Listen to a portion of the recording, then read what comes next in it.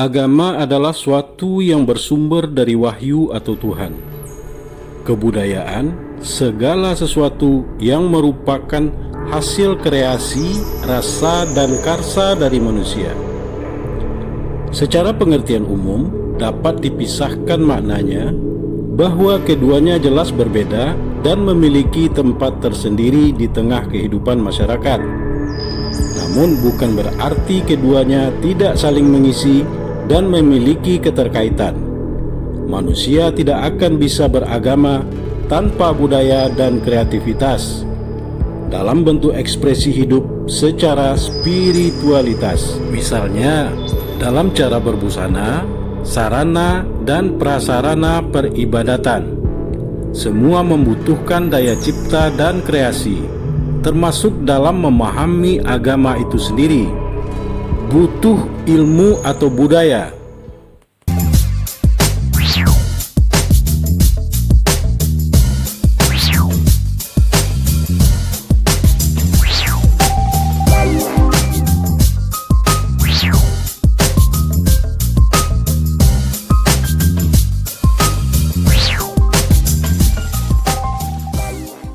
Akhir-akhir ini tampak sekali paradigma beragama yang menampilkan wajah-wajah kaku, tidak bersahabat.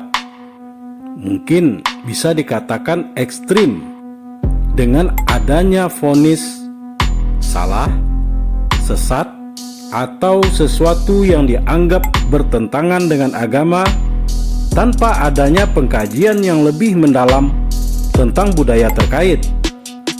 Inti permasalahan sebetulnya karena tidak memahami hakikat agama dan budaya itu sendiri. Lebih memilih memenjarakan logika pada ruang yang sempit dengan dogma-dogma yang didapatkan. Tanpa mereka sadari, sikap-sikap seperti ini malah berpotensi memecah belah antar sesama dan rasa persatuan serta kesatuan bermasyarakat. Lebih menyedihkan lagi, ketika hal ini juga dikonsumsi oleh para calon-calon intelektual dan generasi muda yang mereka masih punya semangat juang tinggi, namun ikut berpikir kaku dan sempit, tidak sesuai tuntunan rahmatan lil alamin itu sendiri. Agama yang bersumber pada wahyu ilahiyah memiliki norma tersendiri yang manusia tidak bisa ikut campur di dalamnya karena bersifat normatif dan permanen, tidak terbantahkan. Sementara budaya itu kreativitas, berkembang sesuai perkembangan zaman yang cenderung selalu berubah. Namun agama tetap berfungsi sebagai pengayom dan rambu-rambunya. Jadi kalau kita bisa mengambil hikmah atau kebaikan, agama sebetulnya menjadi wahana pematangan diri, bukan sebaliknya menjadikan kita kekanak-kanakan.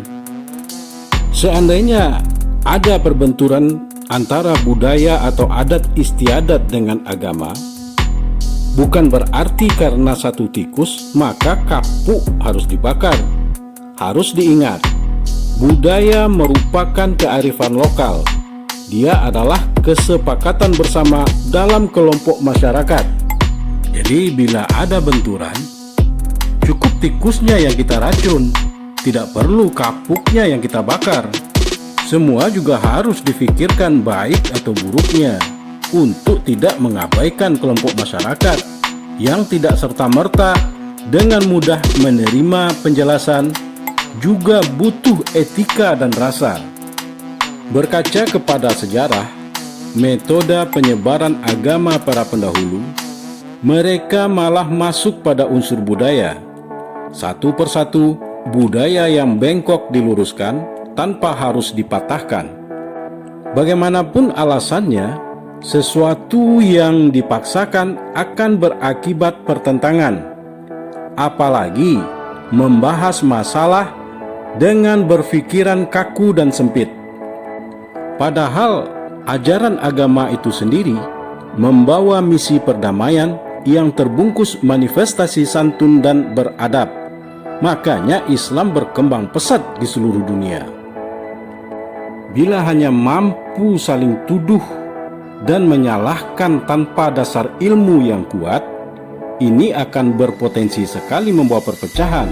Lebih baik hentikan saja. Soalnya bila terjadi kebakaran, yang salah api atau kayu keringnya? Yang pastinya yang salah si penyulut api.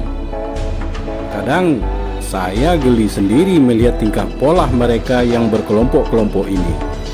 Ibarat pada sebuah lokasi rumah ibadah yang besar, halamannya luas, berkumpullah mereka di situ berkelompok-kelompok. Ya mungkin saja kelompok pengajian atau apalah namanya. Nah, masing-masing kelompok berlomba-lomba mengajak orang untuk ikut mereka dengan berbagai cara dan trik. Kenapa tidak mengajak mereka ke dalam masjid untuk bersama-sama beribadah? Wallahu a'lam bishawab. Assalamualaikum warahmatullahi wabarakatuh.